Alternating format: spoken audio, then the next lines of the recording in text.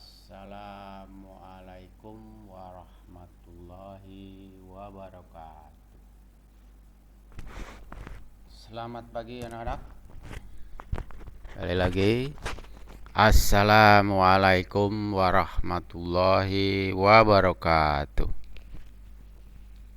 Tolong dijawab. Semangat pagi anak-anak. Semoga kalian sehat. Sehat jasmani. Begitu pula sehat rohani. Karena dengan kita sehat, kita patut mensyukuri kenikmatan itu sehingga kita dapat belajar, sehingga kita dapat beraktivitas. Jadi pada kali ini jangan lupa kalian harus absen sebagai salah satu penilaian sikap. Nanti terlihat di situ apakah kalian terlambat masuk kelas atau tidak, disiplin atau tidak. Nah, itu salah satu melihat kedisiplinan kalian. Pada bab kali ini ya, jadi bab baru tentunya berarti kalian sudah melakukan penilaian harian di bab elastisitas dan hukum-hukum. Semoga nilainya bagus, didapatkan juga dengan cara yang baik dan jujur. Jadi kali ini kita akan membahas tentang fluida statis ya. Nah, pertanyaannya apa itu fluida statis? Jadi ada dua kata. Pertama adalah fluida. Apa itu fluida? Dan apa itu statis? Nah, pertanyaannya demikian. Jadi ada istilah fluida dan ada istilah statis.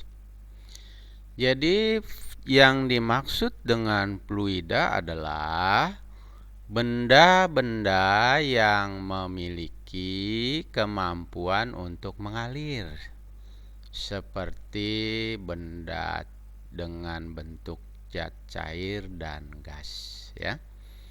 Sedangkan zat cair itu fluida yang incompressible.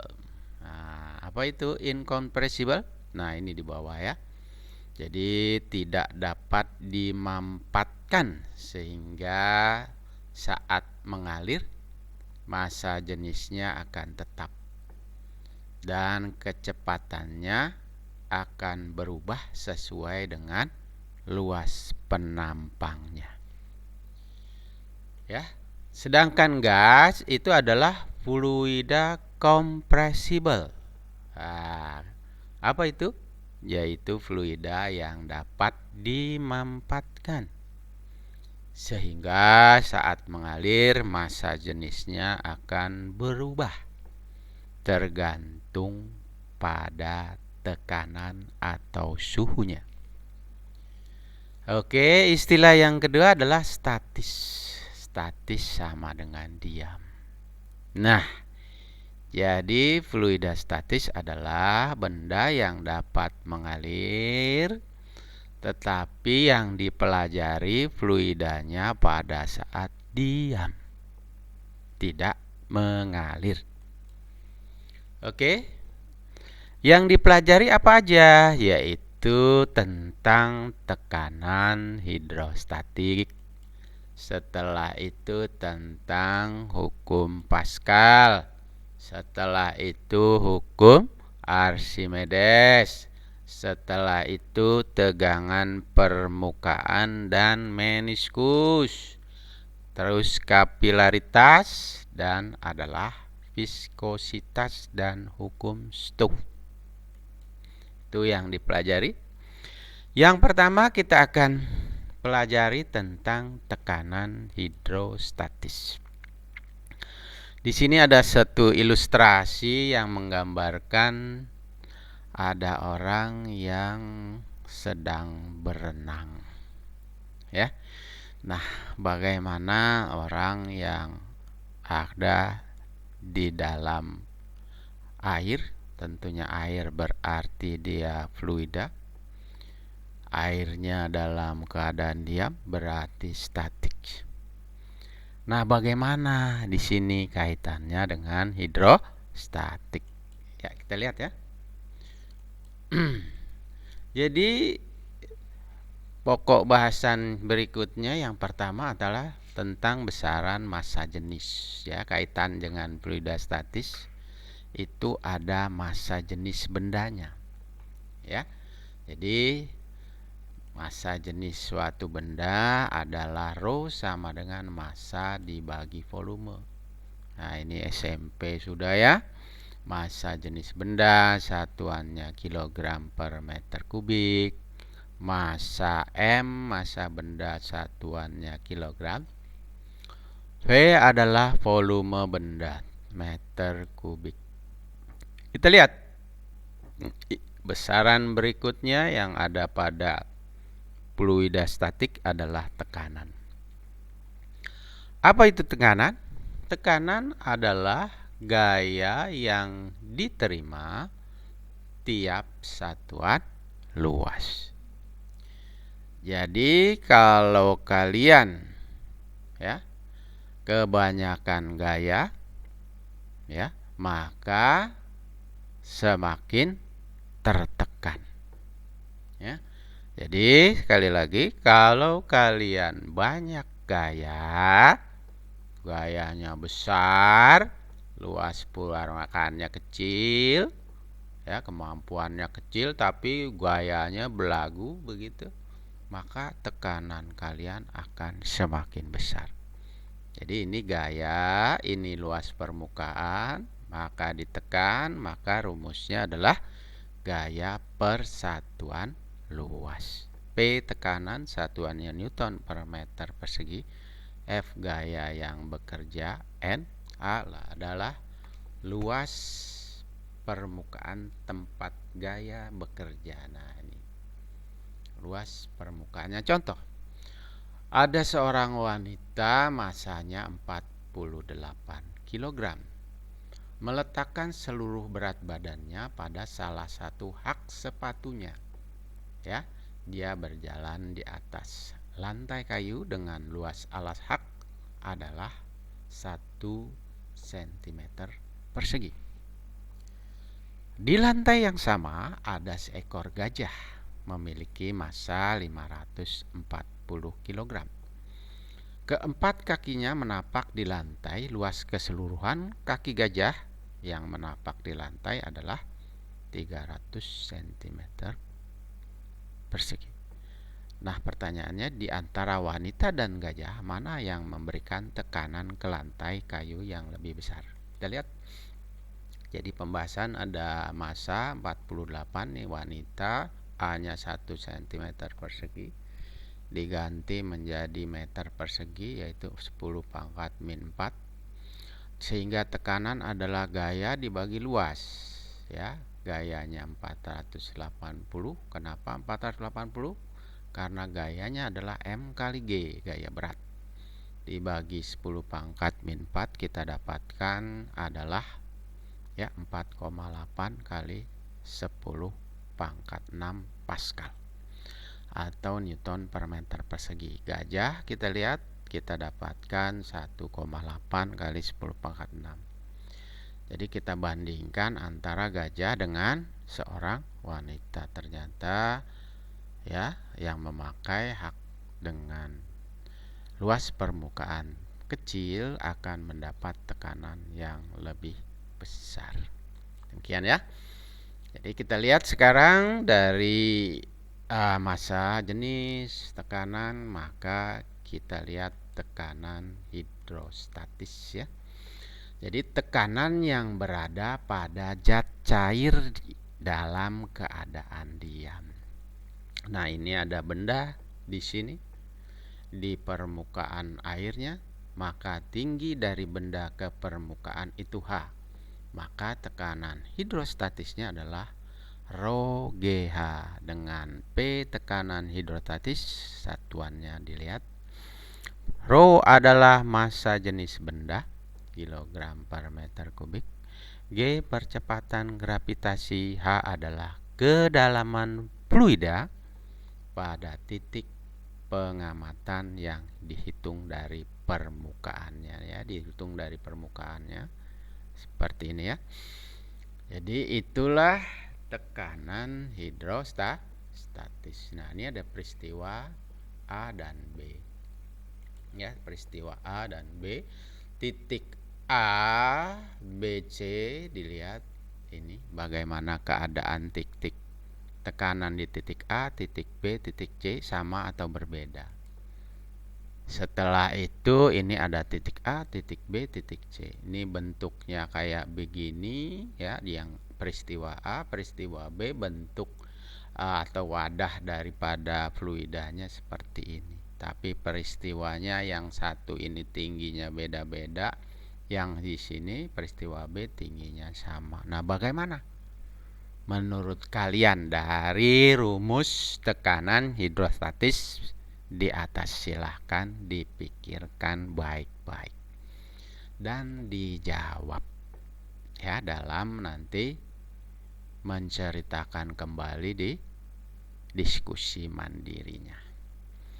Nah, ini ada tekanan mutlak pada hidrofluida ya, tekanan mutlak pada tekanan hidrostatis ya. Kita lihat.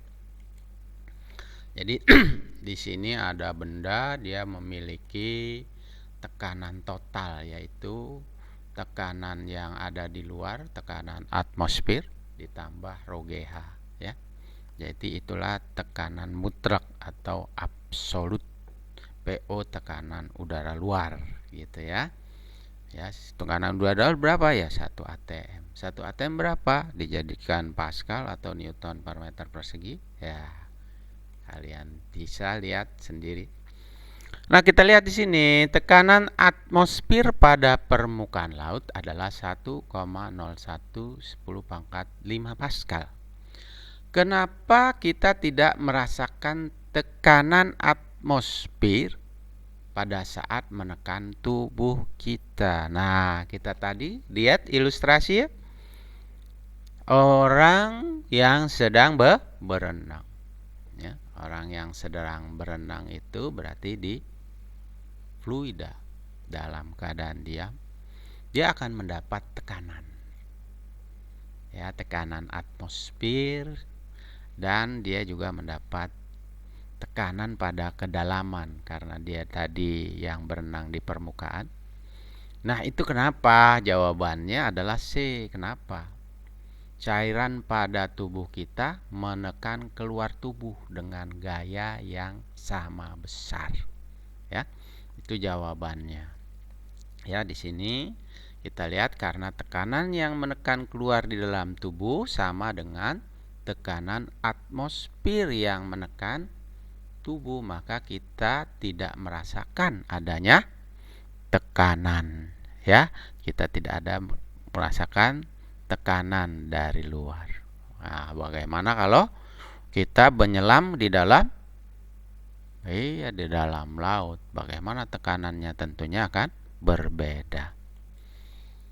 Ini tadi untuk contoh soal berapakah tekanan hidrostatis pada dasar kolam renang yang memiliki kedalaman 3 meter. Tinggal masukkan P total adalah rho GH plus P tekanan atmosfer.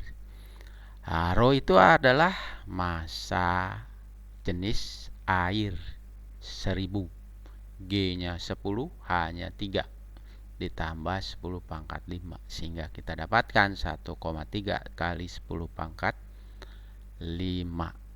Pascal. Nah, ini benar atau enggak? Kita lihat 10⁴, nih 10⁵. Harusnya berapa? 1, 2, 3, 4. Ya, ini harusnya 10⁵.